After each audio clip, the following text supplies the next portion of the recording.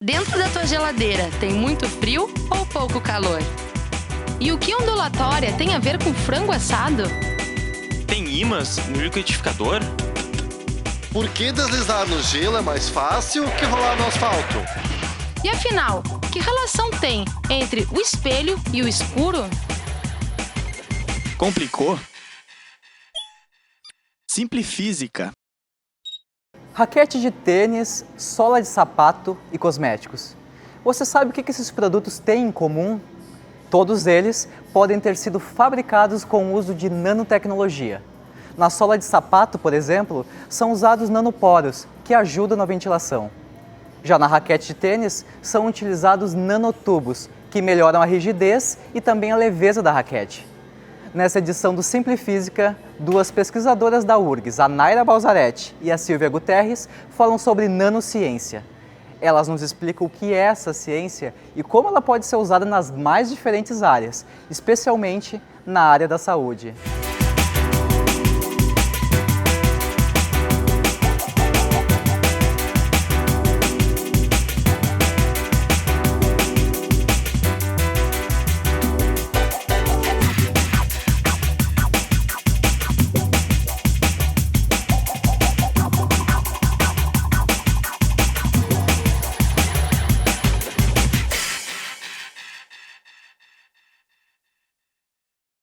Então, tentando responder um pouco essas perguntas, de uma maneira bastante pedestre, né? O que é uma nanopartícula? O que é uma macropartícula? O que é uma megapartícula? O que a nanopartícula tem de diferente?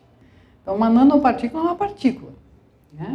O nano, como a gente fala quilômetro, né? Centímetro, milímetro, nano é uma unidade, é um prefixo de unidade. 10 na menos 9 alguma coisa. Pode ser nanolitro, nanograma, nanômetro. Né? Então, é só 10 na menos 9 alguma coisa. Então, essa partícula ela pode ser natural. A natureza faz partículas em escala nanométrica. Né?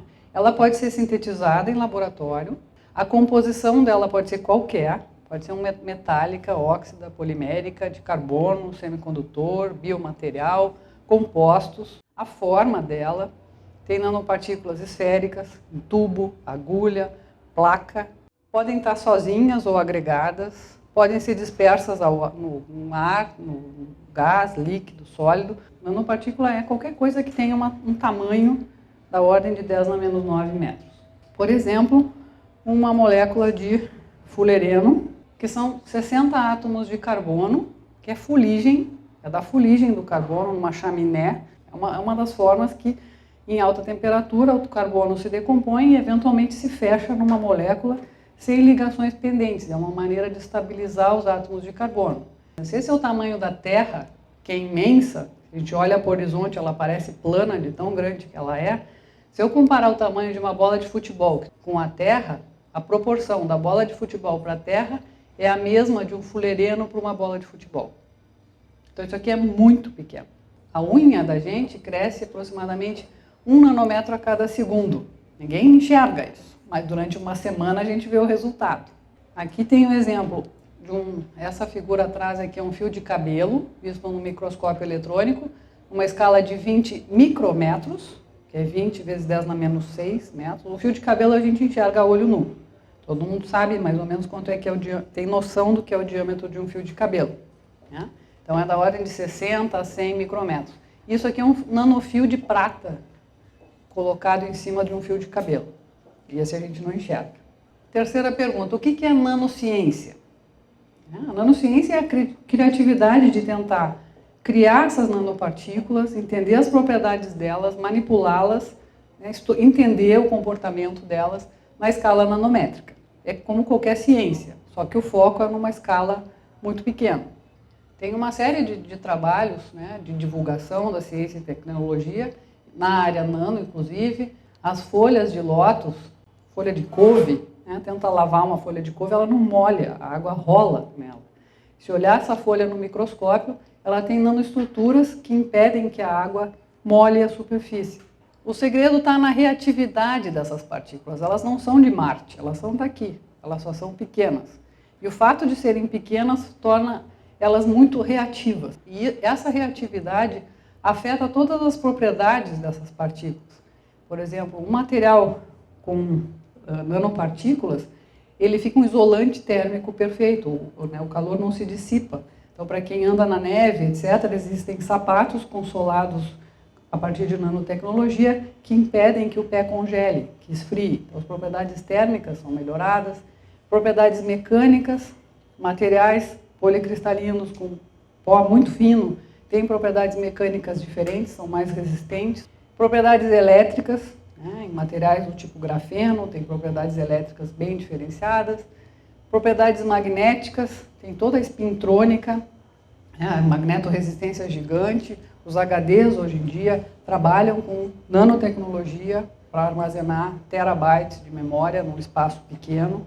Toda a matéria é composta por átomos, que podem formar moléculas, que podem formar nanopartículas, que estão interagindo quimicamente para se tornarem uma nanopartícula.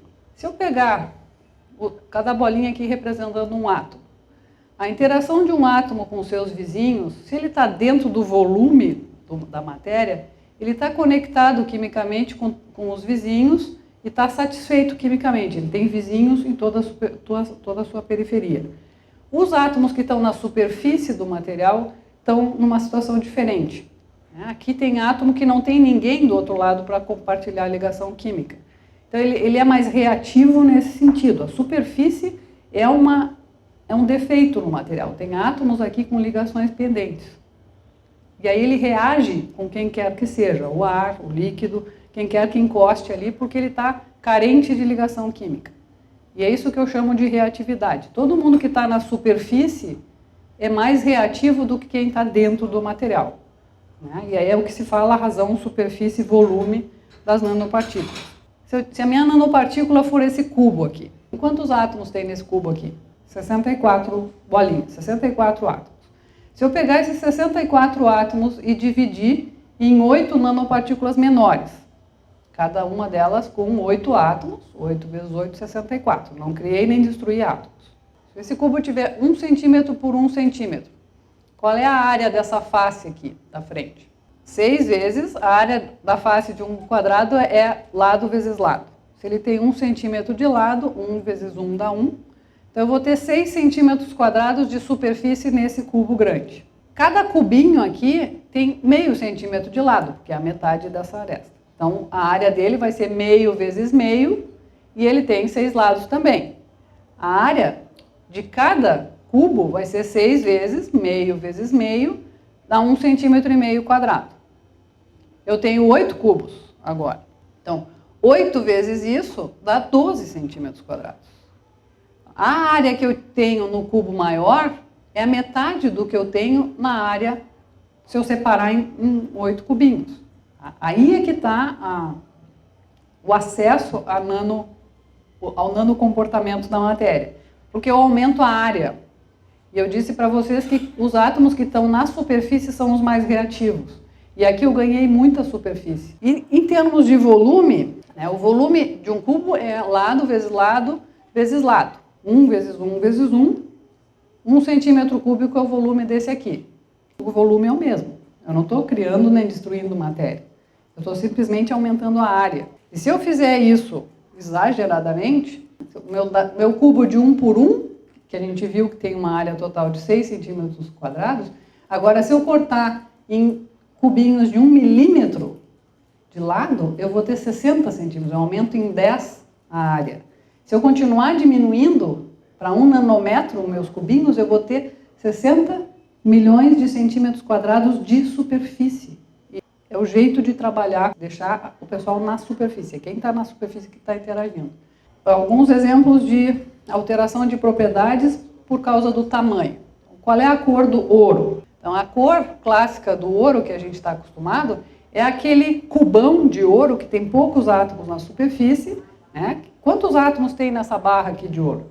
10 na 23. Então, pouquíssimos deles, em comparação a 10 na 23, vão estar na superfície. Praticamente todo mundo está dentro da barra de ouro. Então, ele é pouco reativo e essa é a cor do metal ouro que a gente conhece. Se eu pegar agora partículas de ouro pequenas, nanométricas, A cor do ouro muda. O jeito que ele interage com a luz, refletindo, muda a cor que a gente enxerga. E antigamente isso era chamado de arte. Aqueles vitrais das antigas catedrais europeias, a cor vermelha que se observa nesses vitrais são de nanopartículas de ouro com 20 nanômetros. E a cor laranja que se observa aqui são nanopartículas com 80 nanômetros. Elas vão crescendo e vão ficando mais da cor do ouro que a gente conhece. Isso aqui é areia, é sílica. Tá? Óxido de silício, só que é um óxido de silício com um tamanho de partícula de 10 nanômetros. E na ponta do grãozinho eu tenho átomos de carbono e hidrogênio dispersos. Eu pego esse material, aperto em alta pressão, compacto isso, e esse pozinho vira essa bolachinha translúcida aqui, parece gelo. E eu aqueço isso a 500 graus, para eliminar o hidrogênio que está ligado a esse carbono aqui, deixar o carbono aqui e ver se ele forma uma nanoestrutura de carbono. Então eu faço uma pirólise desse carbono, preso numa matriz de sílica. E aquilo que era translúcido, o gelo, vira laranja. Ele fica com uma cor muito viva, se eu aumentar muito a temperatura fica preto. E a única explicação para ficar preto é se eu grafitizei esse carbono que está aqui. Aqui está o efeito da pressão, 2,5 gigapascal, 4 gigapascal, 7,7. Então é as corzinhas, né? Na mesma temperatura, a 2,5 fica clarinha, a 7,7 fica bem mais escura. Então depende da pressão, depende da temperatura. O que é nanotecnologia? Então usar todo esse conhecimento, essa reatividade das nanopartículas para alguma aplicação tecnológica. E aí tem uma miríade de aplicações, a professora Silvia vai falar depois na área da saúde, que se faz aqui na URGS, né? Então tem na parte de superfícies que não sujam, né? Produtos de beleza, raquetes e bolinhas de tênis, a parte eletrônica, né? Ótica, tem muitos produtos já no mercado com nanotecnologia. Parte de esportes, tem vários produtos, cosméticos, roupas que não molham. A parte de tecnologia avança muito, espintrônica, a parte de celulares. Na parte do meio ambiente, eu posso fazer nanofiltros para purificar a água. Na parte de alimentos também, nanopartículas protegem a degradação dos alimentos. E como é que a gente enxerga as nanopartículas? Como é que se trabalha com elas? Normalmente se utilizam microscópios eletrônicos de transmissão, como esses monstros aqui. Como é que se faz? Tem duas abordagens, se pode pegar o grande e ir quebrando ele até chegar na nanopartícula, ou via química, começa com os átomos, forma as moléculas e forma as nanopartículas. Então, era essa contextualização que eu gostaria de apresentar para vocês, né, e gostaria com muito prazer de passar a palavra para a professora Silvia Guterres, da Faculdade de Farmácia, que trabalha com aplicações de nanopartículas na área da saúde. Então me coube aqui nessa segunda parte do evento conversar um pouquinho sobre aplicações tecnológicas na área da saúde. Na área da saúde a gente pode aceitar tamanhos um pouco maiores, eu vou explicar por quê.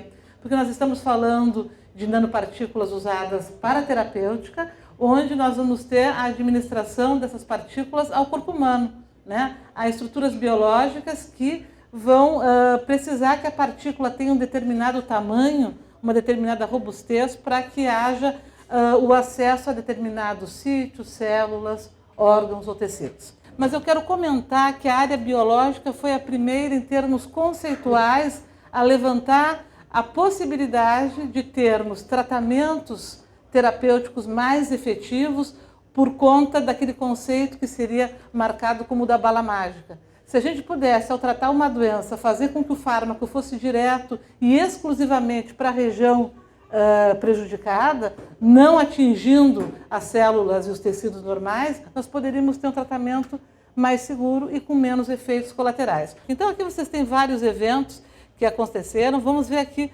1990, o primeiro jornal científico de nanotecnologia.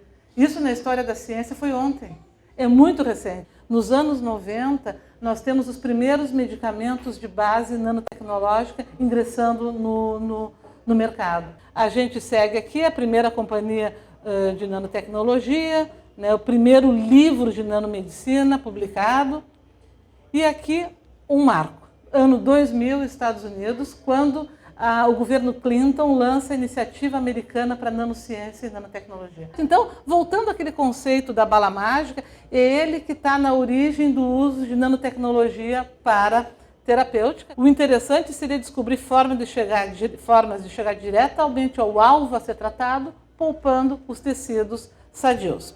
A gente tem que conhecer qual é o alvo específico para tratamento, qual é o tecido doente, quais são as células doentes. Descobrir que fármaco vai ser eficaz para aquele tratamento. Isso faz parte da farmacologia. E como terceiro ponto, algo bastante importante, é aqui que a nanotecnologia entra, como encontrar uma forma eficaz de fazer com que o fármaco chegue ao sítio de ação desejado no tempo necessário. E é aí que entram os nanocarreadores de fármacos. É como se fosse o seguinte, um nanocarreador de fármaco, ele é aquele capaz de fazer a entrega do fármaco a domicílio, ou seja, no sítio de ação, no tempo correto. Então, como se o carro com o seu motorista fosse o nanocarreador, a nossa pizza, o fármaco a ser entregue no endereço específico. Vamos tomar o câncer como exemplo.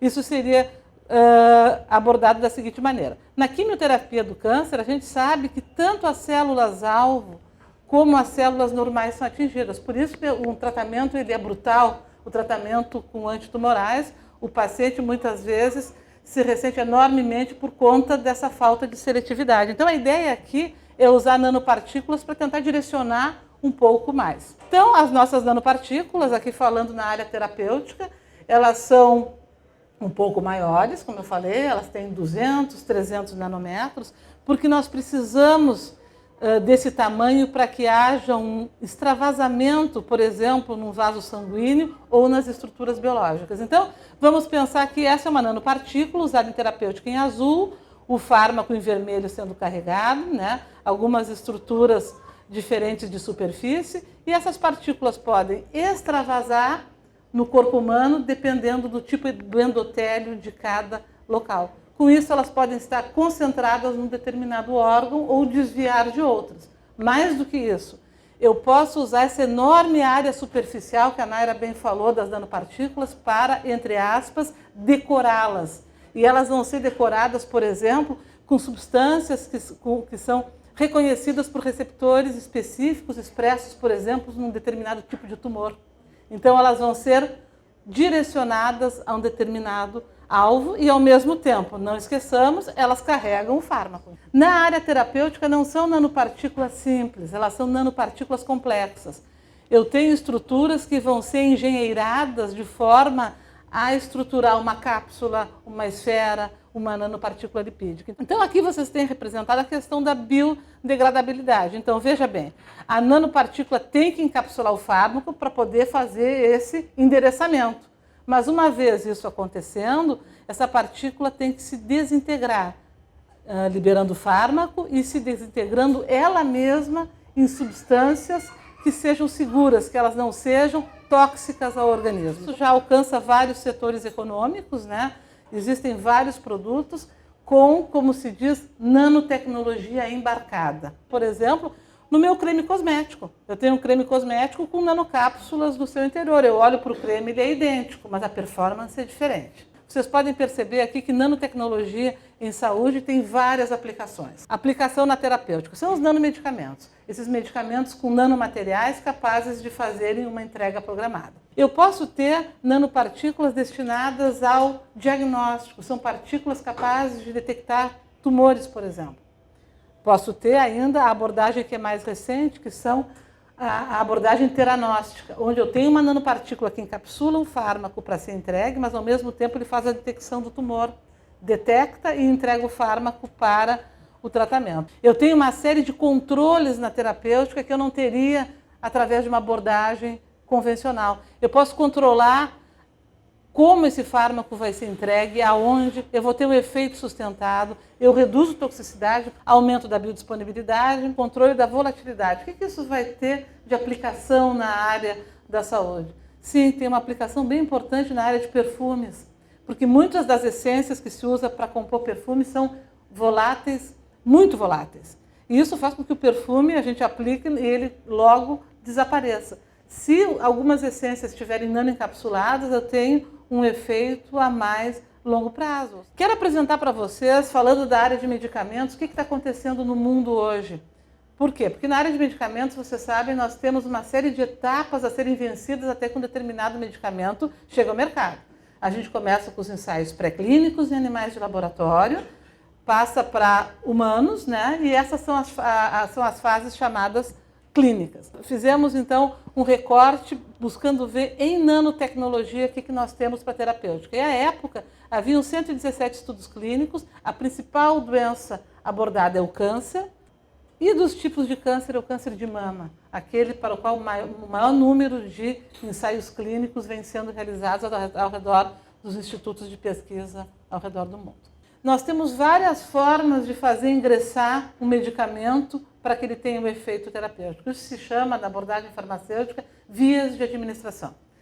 Todas elas estão disponíveis para a nanotecnologia, porque essas partículas, por serem tão diminutas, nós podemos fazer desde uma injeção até uma aplicação oftálmica de um colírio com nanotecnologia. Mas eu quero mostrar abordagens de nanotecnologia para o tratamento de doenças que afetam o sistema nervoso central, tecido cerebral.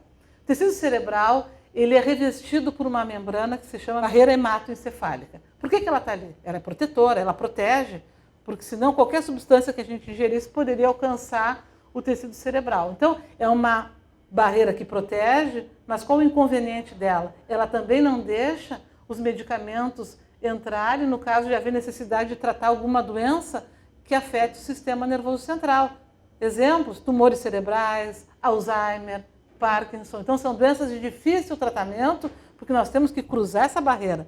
A barreira hematoencefálica é feita por células muito bem empacotadas, é difícil uma substância ultrapassar. E a nanotecnologia tem essa possibilidade. Então, na verdade, o que a gente sabe é que as nanopartículas vão interagir com a pele, daí advir várias vantagens, como o efeito prolongado de um determinado tratamento, a capacidade de controlar o quanto a formulação, o produto, a fórmula, vai adentrar na pele ou não. Então, são parâmetros importantes para tratamento dermatológico de diversas doenças. Um outro exemplo, daí é uma transferência de tecnologia feita entre a URGS, o CNPq e a empresa farmacêutica Biolab Santos Farmacêutica.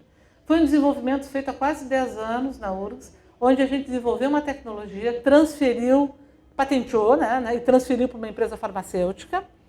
E a ideia aqui é um nanoanestésico. Então, na verdade, o que nós conseguimos desenvolver? Nanopartículas específicas, capazes de fazer com que o efeito analgésico comece muito antes, aqui em vermelho, comparado com o produto comercial em azul, e que dure muito mais. Esse produto, no momento, ele está em fase de registro na Anvisa, logo deve ser lançado no mercado brasileiro e vai trazer vantagens enormes para pequenos procedimentos na pele, tanto em estéticas quanto em consultórios dermatológicos. Por quê? Porque o efeito vai ser muito mais intenso, muito mais rápido e durar mais tempo. E aqui eu quero só mostrar para vocês também estudos experimentais em animais de laboratório. Aqui são animais que foram depilados, tratados. Aqui o grupo sem tratamento, 2 tratamentos convencionais e com as nanopartículas. Tempo 1, tempo 2, tempo, 21.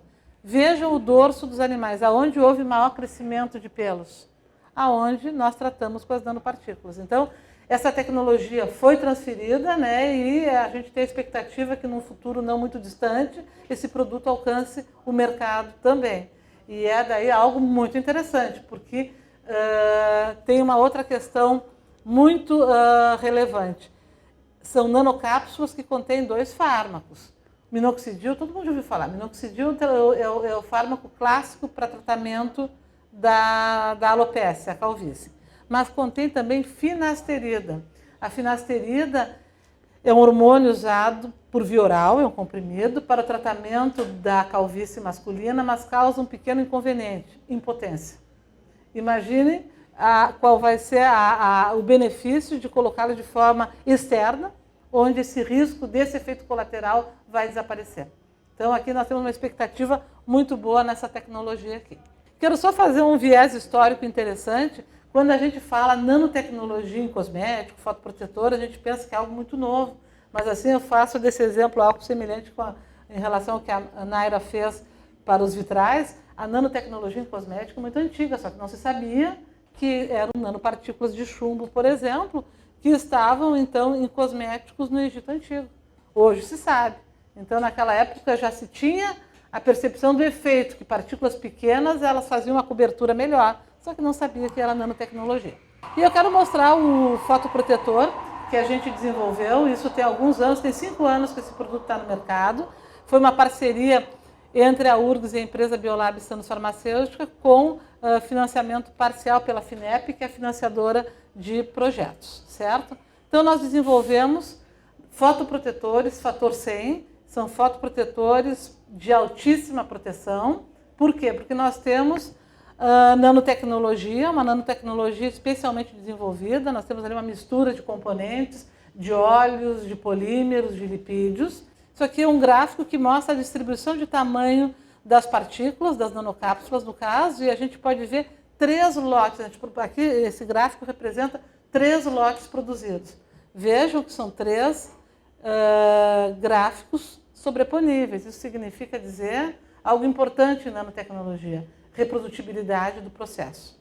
E por último, eu queria mostrar para vocês esse fotoprotetor com nanotecnologia. Ele foi submetido a um teste, onde simulamos o sol do meio-dia por 6 horas, como se possível fosse ter 6 horas de sol do meio-dia.